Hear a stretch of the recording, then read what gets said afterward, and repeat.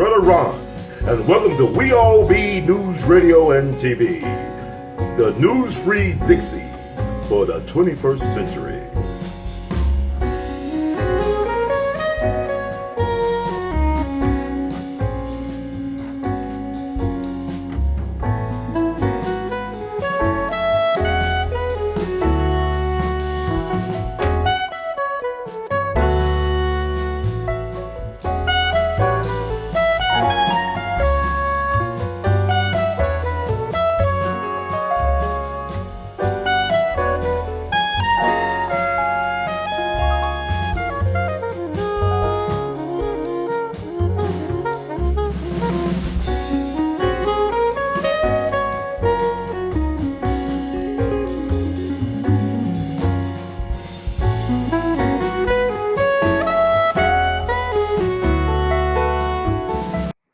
Greetings, boys and girls, scholars and laymen, ladies and gents, to the woke and the wokish, to the sleep and the sheeple. Come one, come all. This is Brother Ron with another wonderful, agitating, infotaining edition of the Artivist Thinks. Thoughts Provocateur, number one. This is the We All Be Info movement, where knowledge is the currency of the universe. So I just wanted to share my thoughts with you all. It's been a long time coming, but I know that Brother Ron speaks. And it's so much going on in the news cycle in general. But in 2020 in particular, it's been a fast and furious ride all the way to the end. We're almost into October. Really, it seems like we should be right now in May. But we're in October. Mayday, Mayday. Hele, hele. Ole, ole. But yeah, I just want to share my thoughts because people have been asking me on Brother Ron, what do you think about this and that? You could get with this, or you could get with that. You could get with this, or you could get with that. But this is where it's at. This is We All Be. So yeah, I want to share my thoughts about a couple of things. Kicking off with the Breonna Taylor grand decision. That's the Breonna Taylor grand decision, which came on September 23rd, 2020, which also is the 65th anniversary of them letting Emmett Till killers walk free. That's right, boys and girls, scholars and laymen who write these scripts. But yeah, September 23rd was the 65th anniversary of them letting the brothers J.W. Milam and Roy Bryant walk free after kidnapping, torturing, lynching Emmett Till. That's Emmett Louis Till, the 14-year-old boy, black boy from Chicago. So let that sink in. And the cops who killed Breonna Taylor got away with it. One was charged, allegedly of violating the rights of a wall. Shot into the apartment, went through the other side, almost, put the lives in jeopardy of the occupants of said apartment, but no charges for the loss of life as it concerns Breonna Taylor. And it's been interesting. You think about Emmett Till, you think about Breonna Taylor, and what's similar is the Emmett Till treatment of Breonna Taylor in the mainstream news, how they treated her life, her backstory, her life story. It's like a Lifetime movie, BET movie of the week. If you look at the narrative from news authorities such as the New York Times, also leaked transcripts and whatnot of jailhouse conversations. And if you look at it, it seems like that Breonna Taylor life was an episode from Power or from The Wire. If you look at it, I mean, she had no criminal record to speak of. She allegedly was an EMT at one point, was a college student at one point, but she's dead at 26 and she's forever young. And now she will be immortal in a way because she achieved cult-like status after her death. She's been memorialized. Even Oprah put her on the front of Old magazine. Normally, Oprah just puts Oprah on the front of O Magazine. Artistic tributes to the sister who did the Michelle Obama portrait in the National Portrait Gallery, immortalized Breonna Taylor. And she was made for this moment, I think, to be forever young. I mean, she was a very attractive, voluptuous woman, chocolate sister with curves, and I mean, she was very attractive. So I mean, so she's made, but then it's funny how things changes. You know, the narrative changes so quickly. Baba Dick Gregory talks about how the narrative changes within the first 48 hours, 72 hours of a major incident. The narrative changes, but then over the last several months, the narrative has changed because you think about the fact that it was kind of quiet when they took her out. You know, March 13th, 2020, the officers came in. Allegedly, it was a no-knock raid, and they came in and got into a firefight with Breonna Taylor's boyfriend, Kenneth Walker. Castle doctrine, right, a man's home in his castle, right to defend his home, to defend his life. He stood his ground, but unfortunately, Breonna Taylor lost her life when the police shot back. But from our understanding at the get-go, it was they did not properly identify themselves, but they were covered by what was known as the no-knock raid rule, whatever that is, no-knock rule, where they can come in unannounced and do what they do. So they held Kenneth Walker. He was portrayed at first as a potential cop killer, but then some of the information came out and profiles encouraged Judge A.L.L. Stevens, that brother, good brother, said, "No, you ain't gonna railroad this brother, not on my watch." So the charges were dropped, from my understanding.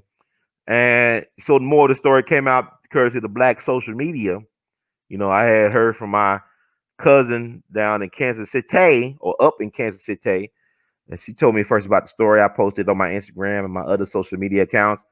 Then folks started circulating stuff. It's kind of like the Trayvon Martin thing back in 2012, where there was too much noise made about Trayvon Martin getting killed by George Zimmerman.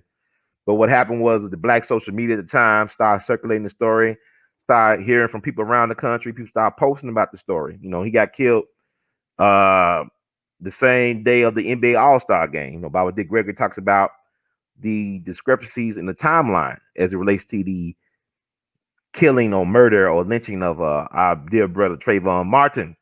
That was in 2012. Same thing with this with Breonna Taylor. There was no footage of her being killed. A lot of us are used to seeing footage, black snuff porn, Black Lives Matter, Black Lives Matter snuff porn that they put up there via YouTube and other social media outlets. You see that over and over again. Think about Ahmaud Arbery, very traumatizing, right? But his perpetrators, the people responsible for his killing, actually leaked that information online for whatever reason. The universe, so God works in mysterious ways. So we saw what they did to brother Ahmaud Arbery. But if you look at the police report, if you look at any other information, it's like, okay, maybe it was self-defense, but we saw with our own with our own eyes, what they did to our dear brother Ahmaud Arbery, right? But if that video footage wasn't there, they could easily control the narrative, and nobody would have been talking about Ahmaud Arbery. But it was interesting to Breonna Taylor. There was no alleged footage, but according to Vice magazine, the Vice news organization, they said it was police body cams present. It's been edited, whatever. So I don't know what to believe about these stories. All I know is the media is good. The mainstream media is good at manipulating people's emotions. And we as black people are very emotional. We're very expressive. We're very passionate. So it's easy sometimes to override our logic when it comes to matters of the heart, when it comes to things dealing with the traumatization of our people in this system of white duplicity or white deception. It's not supreme. We got to stop that. It's white duplicity, white deception, white lies. It's not supreme. I'm not going to say that. I'm not going to honor that white supremacy BS. That's a religion of white supremacy. And religion's all about belief, not about knowing, not about knowledge, not about facts, but belief. They believe they supreme, but they not.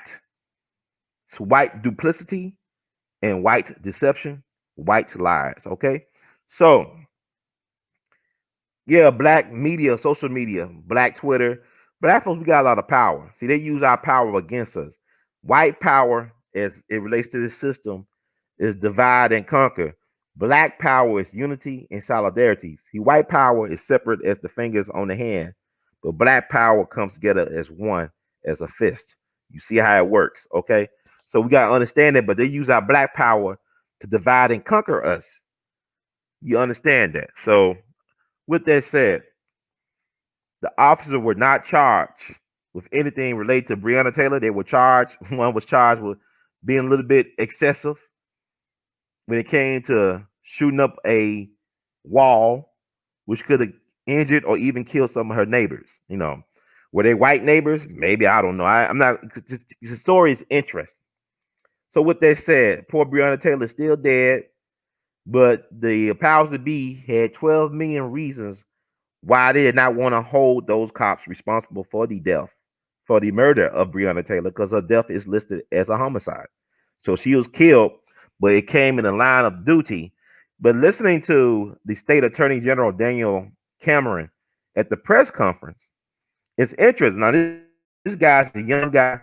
He's 34, will be 35 on November 22nd. What significant date is November 22nd? November 22nd is the anniversary of the killing, the assassination of President John Fitzgerald Kennedy. John Fitzgerald Kennedy, right?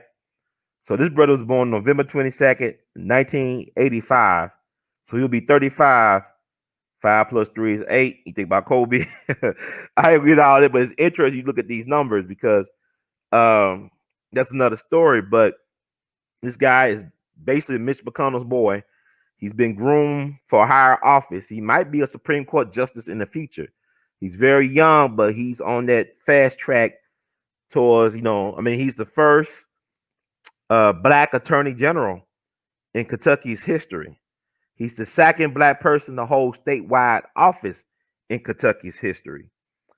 And he's the first Republican to hold the office of state attorney general since 1944. So this guy is he's like on his way, on that fast track. And so it's interesting, like, I don't have any animosity towards the brother. A lot of people have animosity towards the brother, but he works for the state. He works at the behest of the state, of the powers that be. He's a prosecutor. He's the state attorney general. So he did his press conference. What confused me is how they changed the narratives. It's like first it went from, okay, it was a no-knock raid, whatever. Then it's like he says in the press conference, from the audio I heard, it could have been manipulated. I don't know. It's just weird. He said that they did announce that they were police. Like 1 out of 12 witnesses said they did hear the police or heard the police announce that they were police that night. And but at the same time, why would it let us assume then that they was under the no-knock raid with the warrant? I don't know what to make of it. It's very unfortunate that she lost her life. And it's very even more. I mean, sometimes the cover up is worse than the crime because you don't even know what the timeline is. You can't get an understanding. And a lot of us on the outside looking in, speculating, but you got the official story, which is probably the official lie or the official cover up.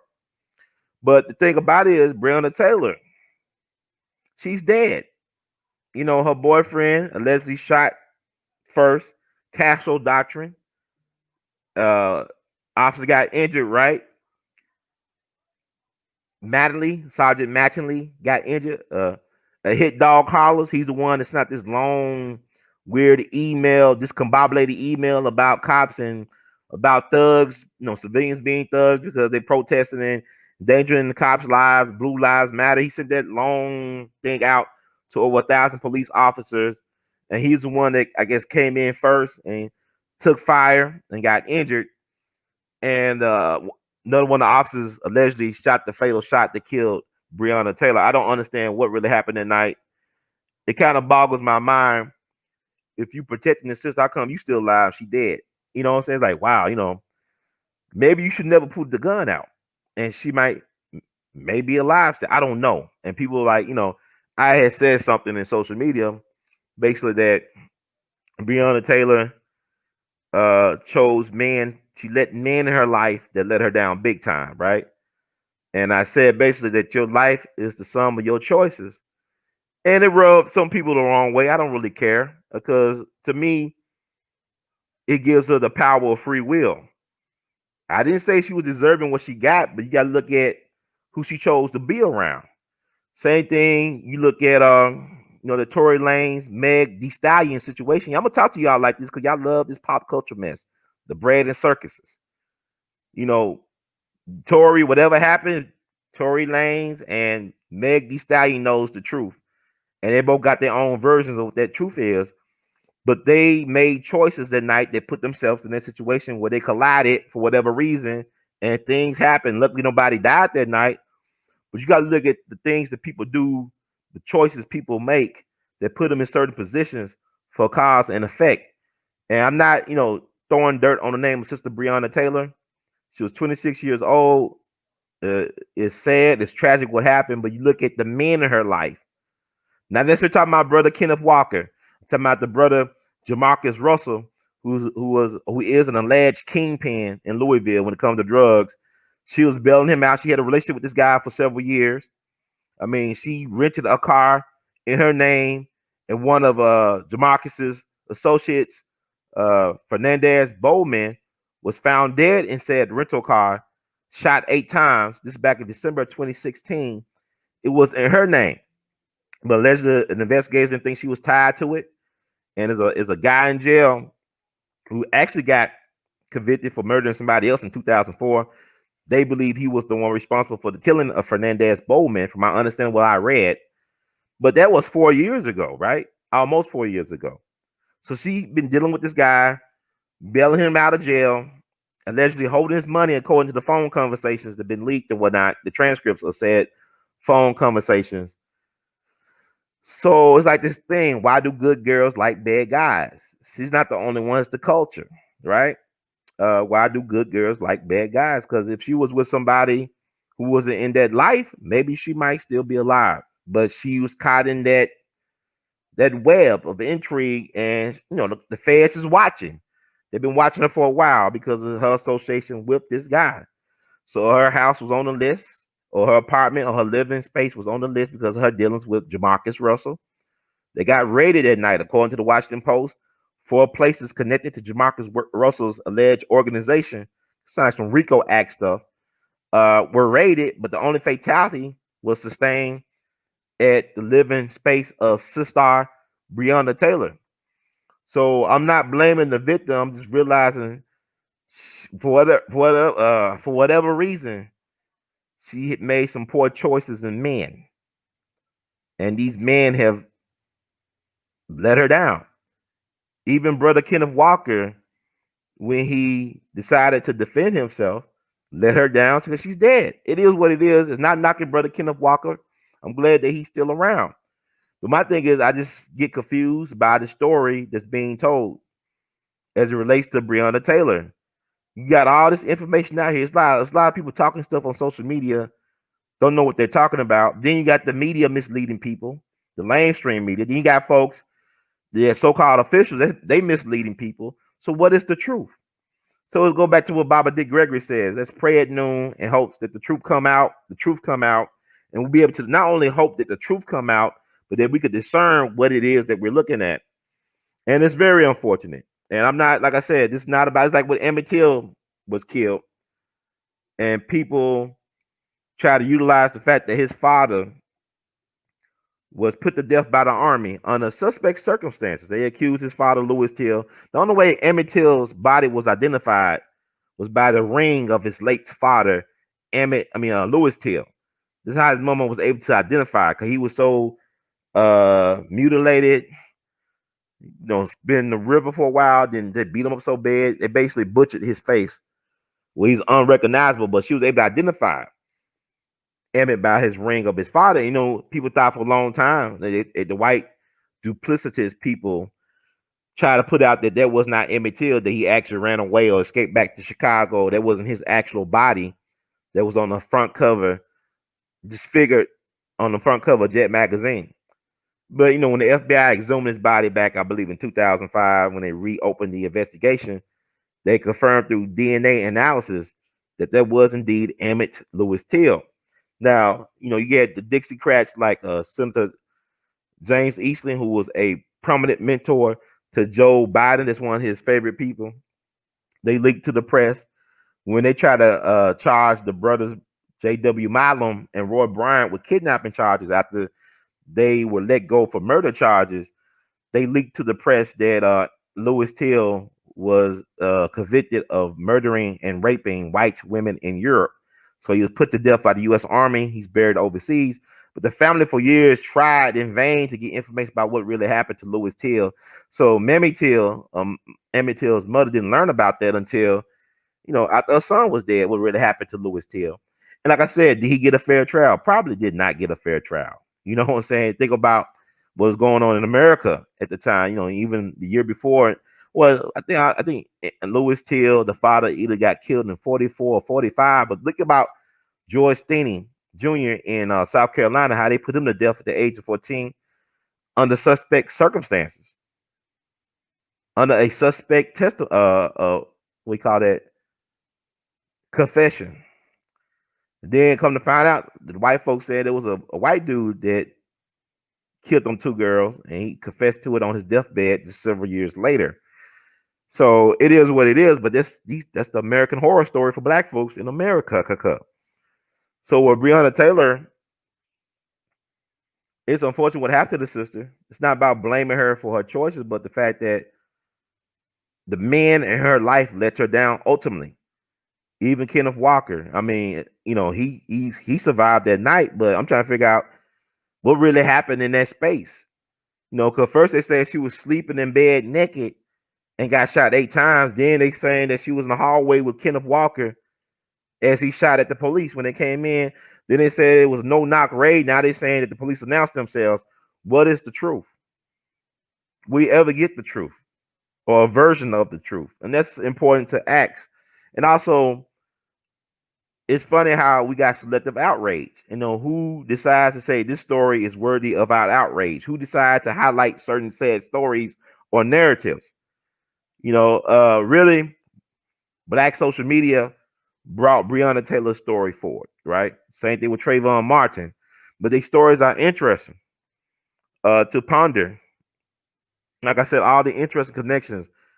Emmett Till, killers walked away 65 years ago on September 23rd.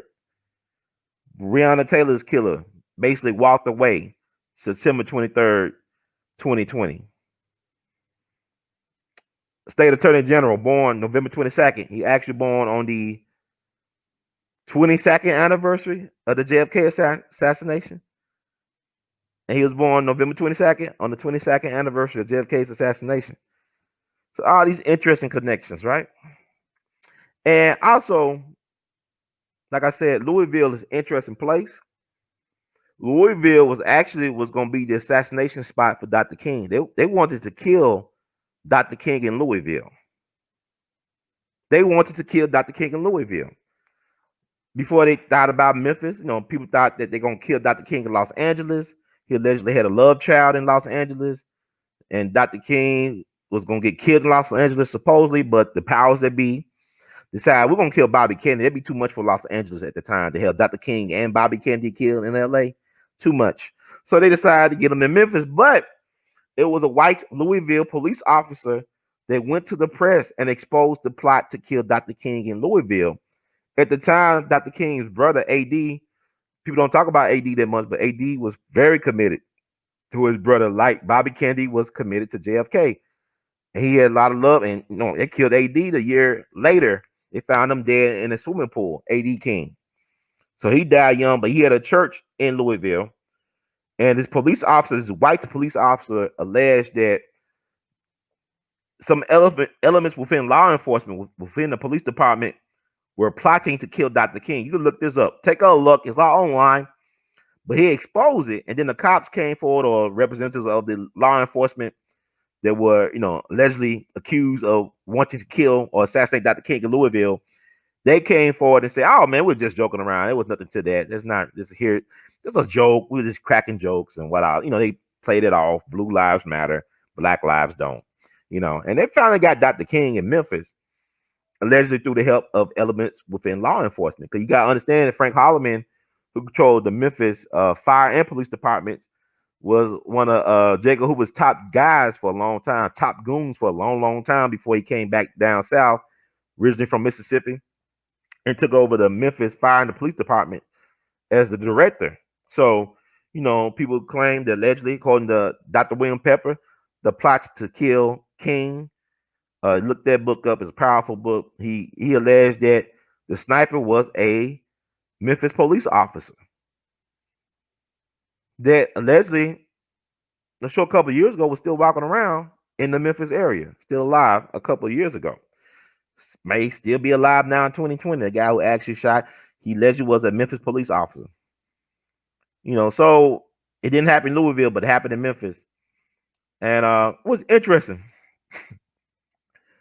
Louisville, Muhammad Ali, he said he was inspired, I guess, by the death of Emmett Till to become who he became. I think that I'm getting that right. You got to realize the same Louisville police that allegedly plotted to kill King, the same Louisville police organization that killed Breonna Taylor, taught Muhammad Ali, Cassius Clay at the time, how to box. There's a white Louisville police officer that taught Cassius Clay, who became the greatest, Muhammad Ali, how to box. So it's all these interesting coincidences. All this stuff is just interesting. Things find a way to be connected, right?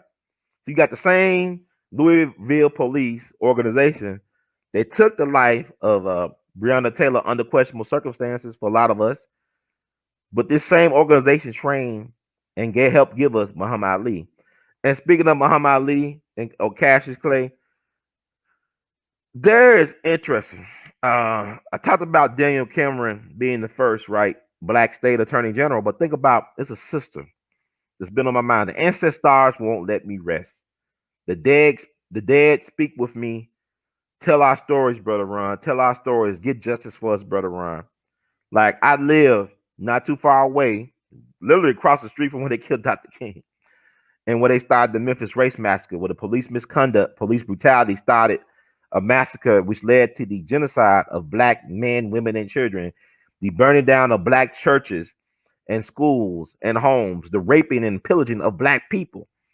This is on my mind every day when I'm rise up from my bed or whatever I'm doing. I don't really sleep that much, but the ancestors, they whisper to me, or I whisper, I'm the ancestor, the righteous ancestor whisperer. So they talk to me, and this sister Alberta Odell Jones. Look her up. Alberta Odell Jones. She was the first black and woman prosecutor in Jefferson County. Jefferson County, Louisville is located in Jefferson County, Kentucky. But she was the first black and woman prosecutor for Jefferson County. She was a trailblazer, a pioneer, a one-woman movement. She graduated near the top of her class from the University of Louisville and near the top of her class from Howard University, where she got a law degree, came back home, one of the first black women to pass the Kentucky State Bar, and organized the black vote. She helped integrate Louisville. She helped organize the 1963 March on Washington, but she was able to galvanize and mobilize thousands of voters, black voters, to change things in her hometown of Louisville.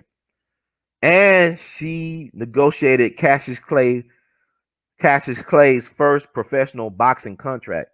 So who became Muhammad Ali. But I just want to know, she, as a black woman, as a lawyer, negotiated his first contract. You gotta understand, like I tell you, Cassius Clay or Muhammad Ali was taught to box by the white police officer and police organization, Louisville Police Organization. Also, his career was controlled by a very prominent and powerful white businessmen from Louisville, from Kentucky. But this sister was able to negotiate his contract for him, and the rest is history.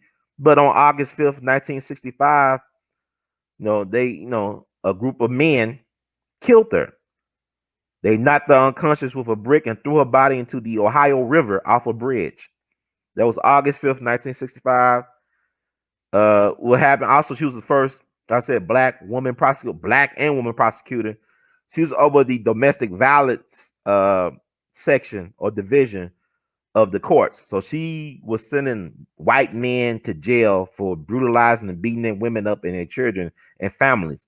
So she was sending white men to prison for brutalizing, terrorizing their families. So I told you about her backstory, right? All this stuff she's doing, trailblazer, iconic, humanitarian, all this stuff, rallying up the people. Walls of Jericho come tumbling or crumbling down, whatever.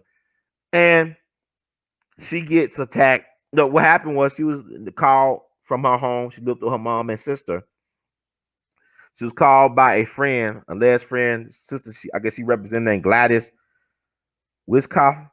Called her out to meet with her. Her mama wanted to go with her, but she told her mom she'd be okay. And her mama never heard from her again. She never came back home. But they found her body floating in the Ohio River. They found her rental car with fingerprints and blood and all that stuff.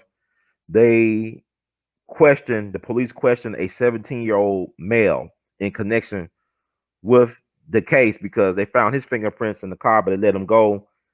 They found her purse with all her items, dentures allegedly. Her checks and money was all in her purse still hanging from the bridge 3 years later. So they found her purse still hanging from the bridge 3 years later with everything intact. They had a guy in custody and questioned him, a 17-year-old kid at the time, and let him go. They claimed that a lot of the key witnesses in the case were dead, but a lot of them still alive. So what is this about? You letting people go with fingerprints in the car? You didn't secure her purse until 3 years after they found her body. The powers that be claimed that key witnesses were dead when they were still very much alive. Even they claimed investigators were dead and they were still alive. They investigated the case. So this is a civil rights cold case to this day.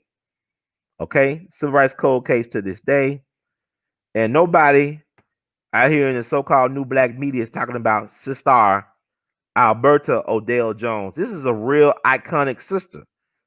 This was a woman that was doing everything right. I mean, she college educated, giving back to the community, and her lights was snuffed out at the age of 34. And yeah, I don't hear nobody talking about this sister. And she died in Louisville 55 years ago, August 5th, 1965. Where's the outrage for what happened to her? You know, yes, Breonna Taylor is very much deserving of being recognized for what she went through, horribly so. And she's also a cautionary tale, right? You know, don't associate with the wrong people, man. Be careful with the company that you keep. You know, and it's not knocking the sister, but this is like something that needs to be taught. And it says a lot about the state of the black family right now, as it relates to our women and men. And people talking about, well, black women don't protect black men, and why should black women protect black men? And I tell you, like, that's not true. Don't let the media propaganda get into your head and divide and conquer the black family, because we were our strongest when we were together, man, woman, and child. That's the real Trinity, right? You go back to the oh man, so much in my mind. The 65th anniversary of Montgomery boycott will be recognized in December. The stuff that we talk about as far as the March on Washington, why we keep on replicating stuff like that when it got us nothing? But one of our greatest victories of the movement came early via the Montgomery bus boycott, right? Well, black folks boycotted the Montgomery bus for 381 straight days, consecutive days, right? And you had a situation before that where black women were being raped by police officers and bus drivers. Think about what happened to Sister Recy Taylor. I want to say it was September the 6th, 1944, or either September 3rd, 1944, or September 6th, 1944. Our beautiful, righteous ancestor, Reese Taylor, was gang raped by 6 to 7 white men coming home from church, right? She was with her friend, her best friend, and her best friend's son. White guys pull up in a truck, forced her to get in. I want to say at gunpoint, took her to an undisclosed location, raped her, ran a train on her. This woman was a married woman with a young child at home, living with her parents or her father, whatever, coming out of church. And they did this to her. They did her so bad that they destroyed her womb. She couldn't have no kids no more. They made her sterile. They put all types of things in her besides they little PPs. So she was traumatized. And this woman lived to be almost 100 years old. And that happened when she was a young woman. And the white media even tried to say she was a prostitute. This woman was coming home from church. But they she was out there walking the stroll. And it was a sister from Montgomery who worked with the NACP named Rosa Parks, who went to investigate what happened to our dear sister, Recy Taylor. And this is 1944. And the NACP got involved. They had their own social media campaign back then, letting people know what happened to Sister Recy Taylor. And nobody was ever held accountable for what happened to Recy Taylor, right? Nobody was ever held accountable. The grand jury did not indict anybody, even though the whole town knew, everybody knew who did it. All the white boys confessed for most part that they did it, and they walked away free. Nothing happened.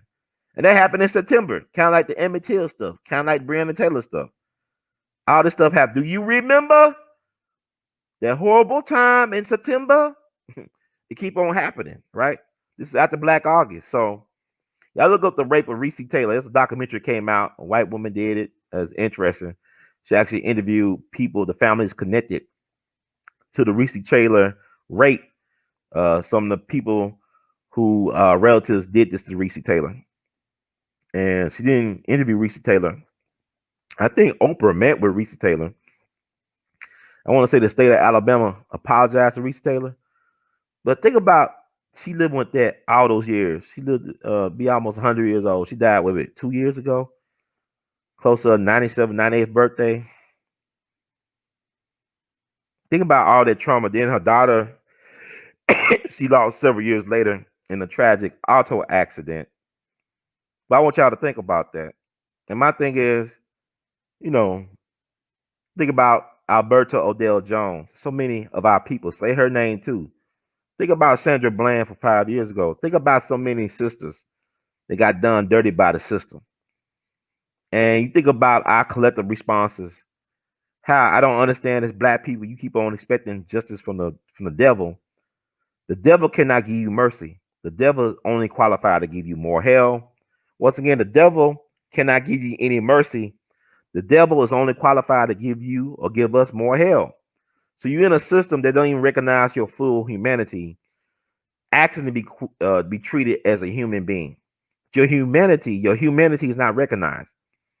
And we tell our kids to submit to said system, to be mistreated in such a way. And really, that's barbaric and insane on our part to allow our family to be this vulnerable.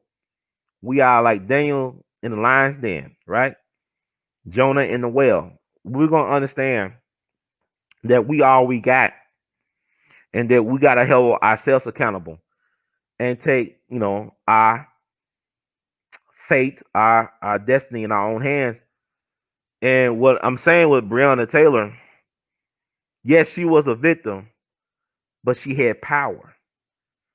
Who she chose to associate and give her hearts to, her space to, her time to. You say what y'all want. I don't really care about people saying, well, I'm blocking, unsubscribing. I don't care. Y'all, y'all don't pay my bills. I don't really care. I don't make no money off this. Well, I need to be on here. But I'm going to say what I'm going to say because everybody else talking. And a lot of times I don't really want to talk about stuff. I just want to think and reflect upon these things. But yet I want to share what I know from my insight. And hopefully that would inspire other people to do their own research and not just let folks tell you how to think and how to feel. And we got to stop letting these celebrities have all this power over us. We make the celebrities. They don't make us. You got to understand, whoever signs their paycheck is whoever controls their mouth. Whoever signs their paychecks and pay for their lifestyle or subsidize their lifestyle are the ones who really control the strings. They're nothing but puppets. Court justice. There's not no disrespect to them. But they have bills, they have people, needing them, that's dependent on them. They have a certain lifestyle they want to lead. So I don't expect nobody who wants to be comfortable to put themselves at risk when it comes to them earning a living or getting what they want as far as a certain type of lifestyle. Now, you know, there's a price to be paid for truth telling, and I'm paying that price, and it is what it is. But it's a good feeling to know that some people out there are receiving what I'm putting out there, and that it's beneficial to them.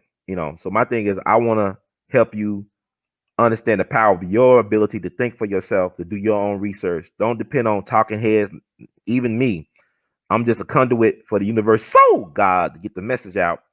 So it's not about me, it's about you. What can you do with the information that's presented, and how can it improve your life as well as the life of your loved ones and even strangers? So our problem as a people that we're not students of history like we should be as a whole. We get something sucked into the emotional vacuum that is this system of hell for us as people. And what I'm trying to do is get some levity back to us and some leverage and trying to understand these narratives. Like what Louisville, they've been doing it to black people. Like I said, like Odell Jones, sister Alberta Odell Jones. Why we not talking about her like we talk about Breonna Taylor?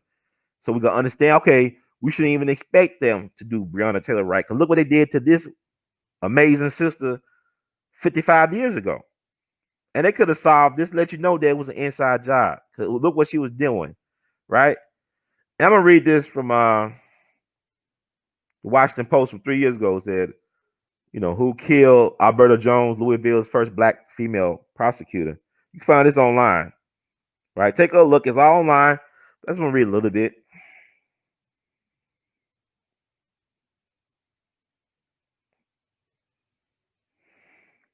The prosecutor was pulled out of her rental car, beaten in the head with a brick until she lost consciousness, and thrown into the Ohio River where she drowned.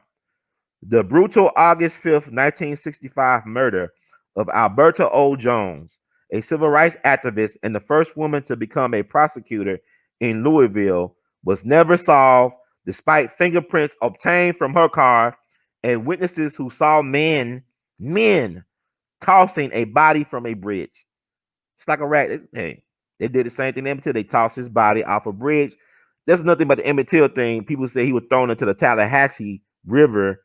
No, he was discovered in the Tallahatchie River. But what I got from people from the area, rest in peace, righteous ancestor, sister Margaret Block, and some other folks in the know, they say he actually was thrown off a bridge into the Black Bayou, which led into the Tallahatchie River. So, okay, because things were still so segregated in Louisville then, I believe if she had been a white woman prosecutor, they would have turned over heaven and hell to solve this, said Jones's sister, Flora Shanklin, 81, who still lives in Louisville. But she was black. They didn't do anything about it.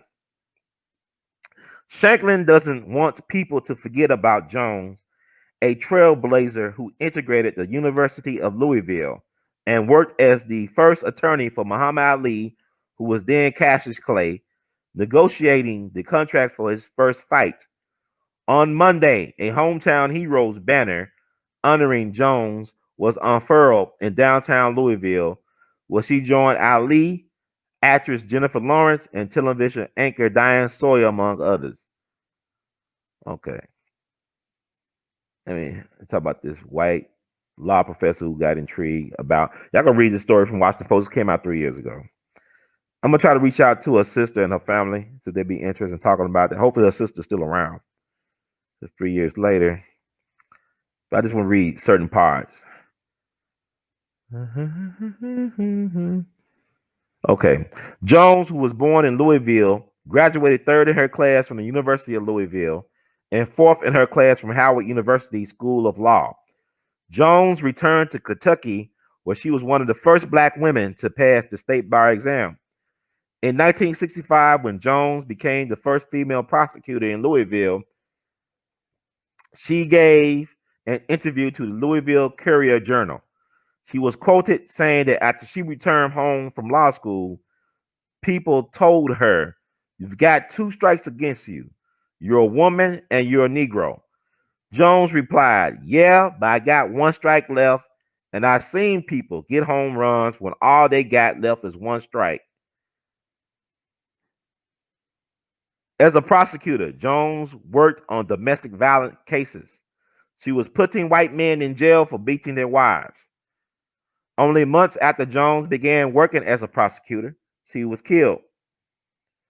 Jones, who lived with her mother and sister, rarely went out at night. When I went upstairs about 10 to go to bed, she was sitting on the couch reading about the assassination of President Kennedy. Her sister Flora Shanklin recalled in an interview. When Shanklin woke up the next morning, Jones was not in her bed. I went downstairs and asked my mother where Alberta was. She said, I've been laying in my bed the whole night wondering that. Jones, her mother said, had received a call late that night from a friend named Gladys Wifkoff, who asked Jones to meet her to talk about a lawsuit against a beautician. Jones told Wifkoff she was now working as a prosecutor and did not handle that kind of lawsuit. Gladys knew how to rattle her chain, Shanklin recalled. Gladys told her, since you have this job, you got uppity. Because Alberta was well educated, she didn't want her friends to think she had gotten uppity. Jones decided to go out that night to meet Witkoff. Witkoff was interviewed repeatedly by police. She died this year. That was 2017. My mother asked, did she want her to go with her? Alberta said she would be okay, Shanklin said. That was the last we heard of her. The next morning, when Jones had not returned home, Shanklin called Wyckoff's house, or Wickoff's, I guess. I'll call Wickoff's. Her daughter answered the phone and said, Mom's downtown taking care of some business. No business was open at 7 o'clock in the morning in this city. I said Alberta came there that night, and we haven't seen her since. Gladys never called back, Shanklin said. So by 8:30, I called the safety director of the police department and said Alberta is missing. Jones was 34, and at the time, the media speculated she was dumped off the bridge into the Ohio River, Remington said. This is the law professor. The police believe her body was dumped off a boat ramp. She drowned because she was unconscious. Her purse was found 3 years later hanging from the Sherman-Minton Bridge. For years, police told the family there was not enough evidence to arrest anyone.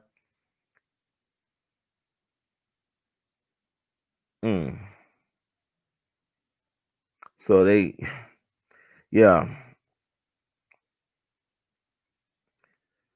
Wow.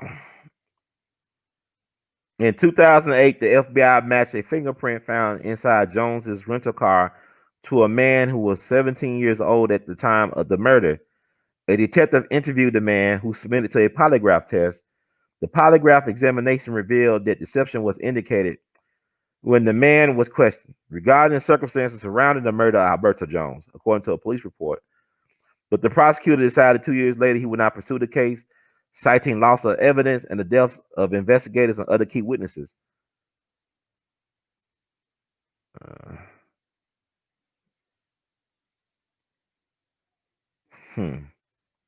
A tremendous amount of evidence was collected in this case: fingerprints, vacuum samples from every inch of the car by the FBI, blood samples, her purse and all of its contents found 3 years later with credit cards and checks still inside, her dentures, cigarette butts from the car, her shoes, her clothes.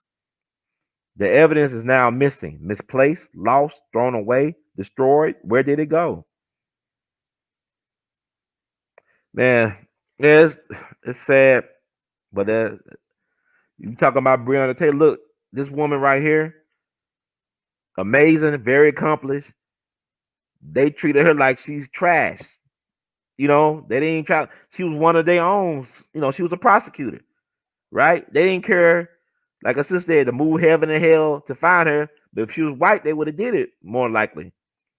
You know, so she pissed off some powerful people.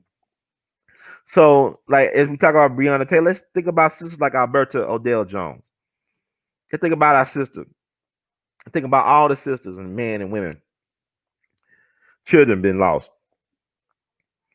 in this systemic Holocaust. It relates to black people, and that's it. But no, Ben Crump. Let me talk about Ben Crump too as I close. Cause a lot of people they upset by Ben Crump. They say, well, he's a loser. And no, he's a winner because he's a civil trial lawyer. He's a civil lawyer. His thing is to secure the bag for his clients. He's been very successful in securing the bag for his clients. Like, we was introduced, the nation, black people were introduced to Ben Crump via the Trayvon Martin travesty. He came in, helped secure the bag for the family. He helped secure the $12 million bag for Breonna Taylor's kinfolk. So he does his job. So he's not Johnny Cochran. He's not Thurgood Marshall. He's Ben Crump.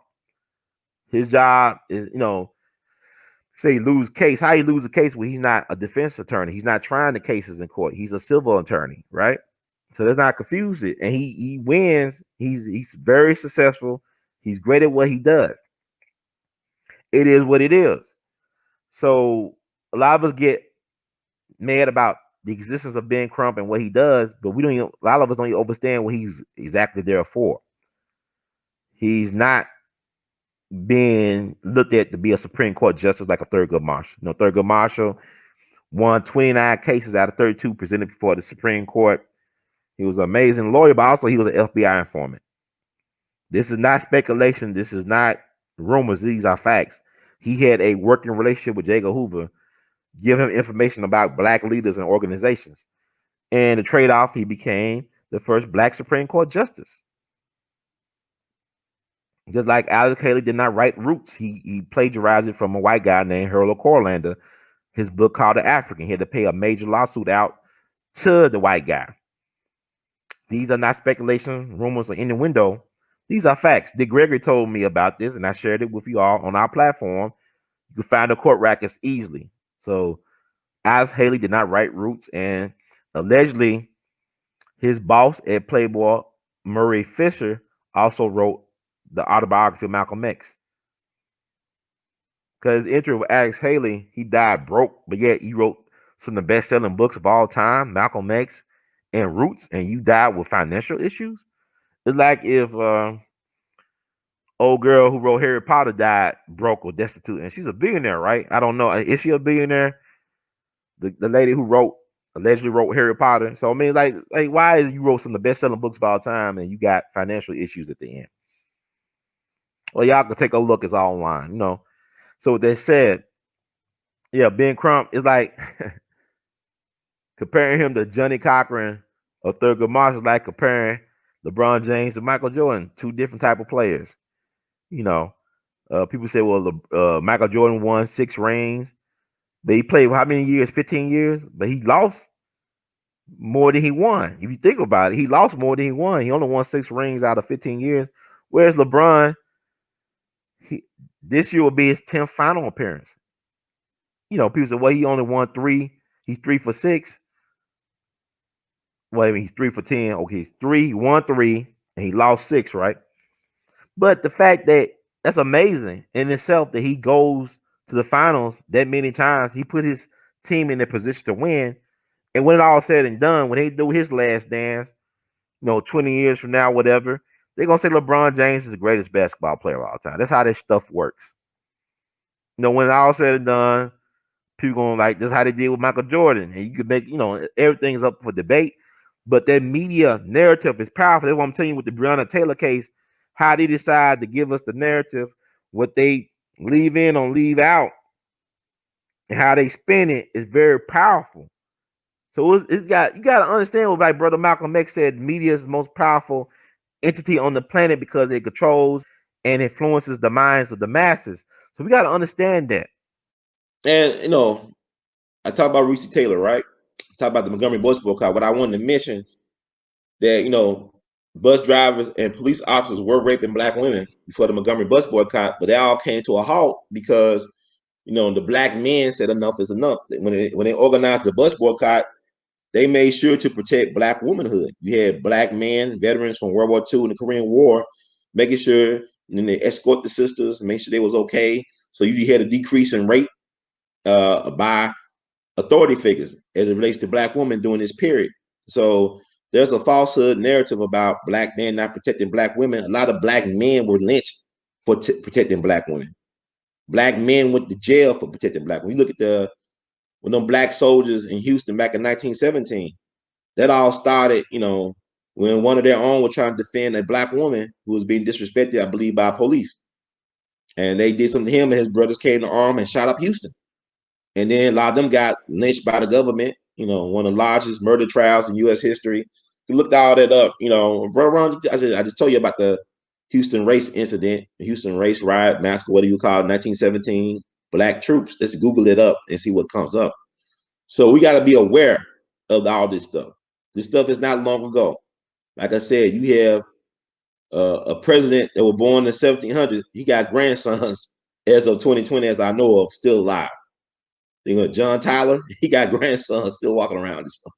He was born in the 1700s. But I think he was born in the 1700s.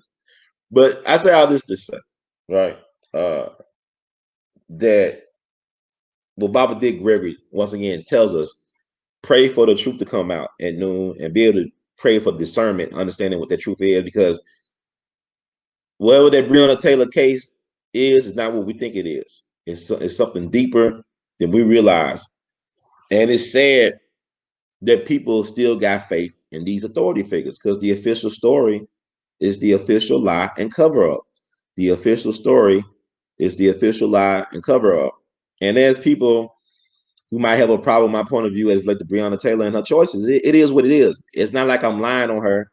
I'm just stating, hey, I didn't think she should die like that. That was a horrible way to die. But she chose to be with certain men and have certain type of guys in her life. And it does bother me that people tell me, well, Kenneth Walker defended her, but then she dead and he alive. I'm trying to figure out what happened that night where if he defended her, why is she dead and he's still alive? See, it would be better understood if he was dead and she was alive still. And you could say, oh, and he stood his ground, he protected me. I don't understand that. Help me understand. It's like with Emmett Till, all these connections with Emmett Till and Breonna Taylor. Emmett Till allegedly, whatever he did to white lady, he whistled at her, Carolyn Bryant, at the store. His cousin and them ran out. They knew about this, but they didn't tell Mose Wright, his great uncle. So that happened like days before he got kidnapped and murdered. You understand what I'm saying? Had they told his uncle Mose Wright what happened at the store, Uncle Mose Wright would have had his ass out of Mississippi by the end of the day. He would have been on a train going from Memphis to Chicago by the end of the day. But since they didn't tell Uncle Mose Wright, and Uncle Mose Wright was trying to beg for the life of Emmett, he offered the men money. They asked him how old he was. One of the guys, I think J.W. Mallon, he was the more violent of the brothers, violent, sadistic bastard. He asked him how old he was. How old he was. And he said, if you want to make it to your next birthday, get the hell out the way. So he begged for them to not kill Emmett and take him away. He tried to offer them money, but he gave him up. And people say, well, he was a coward. He let down Emmett. I mean, that's harsh, but he was responsible for protecting his great nephew, but at the same time, they kept information away from him where he could have been in a better position to protect his great nephew. But he did something that was very brave at the time. He testified and pointed out the killers or the kidnappers in the courthouse. A black man testifying against white folks in Mississippi back in the 1950s, unheard of, a death sentence. So he put himself on the line again to try to tell the truth, speak truth to power in a losing battle, because the jury found the killers not guilty, even though they confessed to it in Look magazine for some money. And the white folks knew they did it, and they let them go anyway. So it is what it is. But people think Mose Wright to this day was a coward for allowing his nephew to be kidnapped, and it is what it is. But choices were made. Did Emmett deserve to die like that? No. Even Carolyn Bryant said he didn't deserve what they did to him. Her husband did not have the right to kill that boy over that. And I believe Carolyn Bryant tried to keep it away from her husband. But I believe the black folks who witnessed the incident told Roy Bryant, because Roy Bryant and his brother was out of town on some type of trip or whatnot. I don't really know. It get kind of murky because then you realize there was more than that the two brothers involved in the killing of Emmett Till. You actually had some black people involved in the killing of Emmett Till.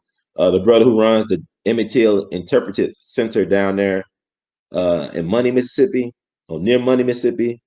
He's the mayor, Johnny B. Thomas, the mayor of Glendora, Mississippi, for a long, long time, since the 80s, I believe. His father, allegedly, was the guy who put the shot in Emmett Till's head. His father passed away for the last 15 years, I believe, but he was a leading suspect when the FBI reopened the case. I think his name was Henry Lee Loggins, if I'm not mistaken. I believe Keith Beauchamp interviewed him for his Emmett Till documentary. I believe he died in a nursing home in Ohio maybe 15 years ago. But that was his father who allegedly pulled the trigger. He was a black man. And I did an interview with brother Johnny B. Thomas back in 2012 of March when I first got my camera. You know, it was fascinating. I did it by the Black Bayou and the Black Bayou Bridge, where Emmett Till's body was thrown into the Black Bayou, which led into the Tallahatchie River. Because the narrative is that, his body was pulled out the Tallahatchie River, yes, but it was not originally thrown into the Tallahatchie River. It was thrown into the Black Bayou off the Black Bayou Bridge, which leads into the Tallahatchie River. See, that was the old timers and the people that live in the area told me. So that's different versions of this story. Just like the Breonna Taylor story, there's different versions. So, it is what it is, but there's truth in the lie.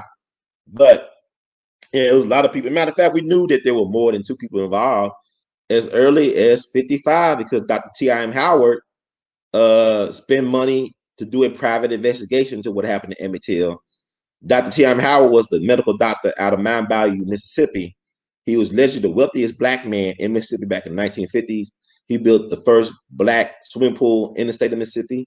He owned a petting zoo, restaurants, insurance company, ran the hospital in Mount Bayou, was very progressive, very, was an interesting dude.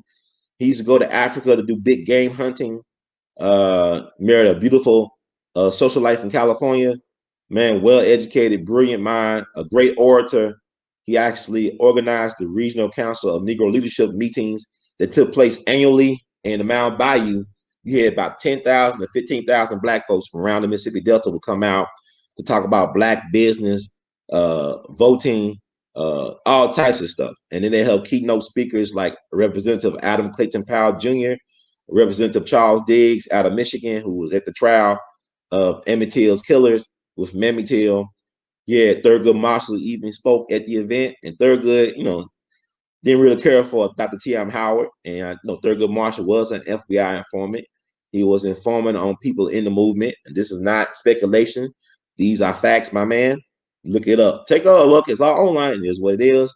Then the entertainment will be people like Mahalia Jackson. So Dr. Tim Howard was the mentor. He inspired Fannie Lou Hamer, who would attend these events. And also he trained the Evers brothers. He was a mentor to Medgar Evers and Charles Evers. Medgar Evers used to work for him at his insurance company as an insurance agent for Dr. Tim Howard. But also he became the field secretary of the NAACP in the state of Mississippi. He worked with Dr. Howard to investigate and find witnesses about as to what happened to Emmett Till. So they were going around collecting witnesses, taking down testimony. The law enforcement was moving around key witnesses, people who actually participated in the kidnapping and lynching of Emmett Till, like Henry Lee Loggins and the other black guy was hidden in jail, I believe, in Charleston, Mississippi. Charleston is where Morgan Freeman is from. Morgan Freeman was born in Memphis, but I think he was raised in Charleston, Mississippi, if I'm not mistaken. So there's a lot to this case. It's like Breonna Taylor. And hopefully one day the truth will come out, but it's not about blaming the victim, but it's just whatever happened, was it friendly fire that hit Sergeant Maddenly and not necessarily the gun of Kenneth Walker? It'd be interesting to see what is made of all this. So I think I rambled long enough on this situation, but yeah, people say, well, I can't believe you're blaming the black man. I'm not blaming black men, brother. I'm blaming the fact, I'm not even blaming. I said it was a choice. She chose these men, and these men failed her. If they didn't fail her, she wouldn't be dead. She chose to be with Jamarcus Russell, whatever she was doing with him. sound like an Erykah Badu song, and like the whole thing like an episode from The Wire. Like I said, she chose to be with this guy, and there was things to be paid. And then Kenneth Walker, I don't know too much about that brother, but she was with him. He carried a gun legally, and that lifestyle, man. We all got folks. I know folks who've been in a life. They made some horrible choices. They paid prices for it, and they seem to be better people for it. I got relatives. I think you talk to any black person, they might know somebody who's been in prison, a relative who chose a certain way. People I grew up with, they chose one way. I chose another way. I'm not going to prison for no BS. You understand what I'm saying? But yeah, this is my hope when I share my perspectives that our people can grow. That you might not agree with everything I'm saying, but the things that pique your interest, that grabs your attention, do some research on it and present your own evidence to the contrary. I believe the only way you can really learn in a system like this is to heighten the contradictions, is to present the pros and cons and to heighten, keep on that. You can't do it no more, and then you got to make a decision on what you're seeing or processing. So this is why it is important that we do have a strong black media, black first media, black perspectives first media, that we don't always fall for the okie doke, and that we're willing to do the hard work of researching for ourselves and thinking for ourselves. So there you have it. And this is why it is important that even though I like, oh my God, should I do this still? I'm gonna still tell our stories. I still want to tell our stories on my terms though. And I'm glad that the people who benefit from We All Be have been benefiting from We All Be for a while. I'm always still like impressed and wowed when I meet people in person. Like when I went to the Foundational Black American Conference, I'm gonna do my own take on that too. 'Cause I heard everybody talking about the Foundational Black American Conference and the pros and cons. I'm gonna put my narrative on that too. 'Cause I actually went there and I thought it was interesting. It wasn't what I expected, but everything has a silver lining. So yeah, it's still like wow. I didn't know I had the type of influence. Like when I go to Atlanta, I meet people from Milwaukee and all over the country. Oh, brother, run! They recognize my face, my big head with my distinctive headwear, my laugh. I mean, it was cool. It was like kind of like a homecoming. People come out there woodwork. Hey, brother, Ron, we love you all this stuff, and been using your stuff for my kids, and it's helped me understand some things. And that's what it's all about. Each one teach one. If you want to be immortal, share what you know with the people. Share what you know. That's how you live forever. And so, with that said, if you like the words from Brother Herd, please spread the word. Please subscribe to We All Be TV on YouTube while you can. I would like to see 100,000 subscribers. I really would. I don't know. It's interesting because I look at my numbers, I look at my views, but y'all go outside, go across the country, you know who I am. People utilizing stuff, they put on it, they sometimes don't even give me credit for it. But it's interesting. But the numbers don't reflect sometimes, I guess, the influence. But it is like, that's how things work. Like with Baba Dick River used to tell me, sometime when the universe so God uses you, no fingerprints are left, no evidence. So it is what it is, the life we lead. But you can cash app your support.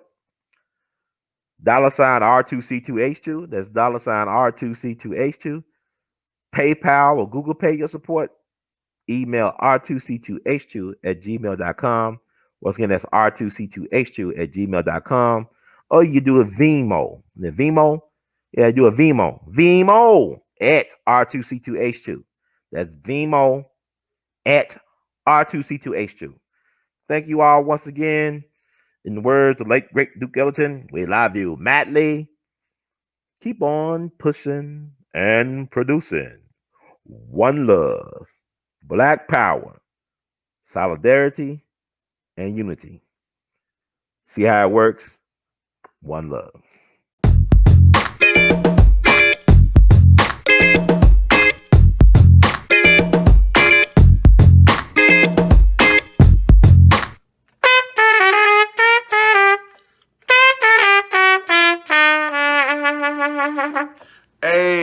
everybody. This is Brother Ron.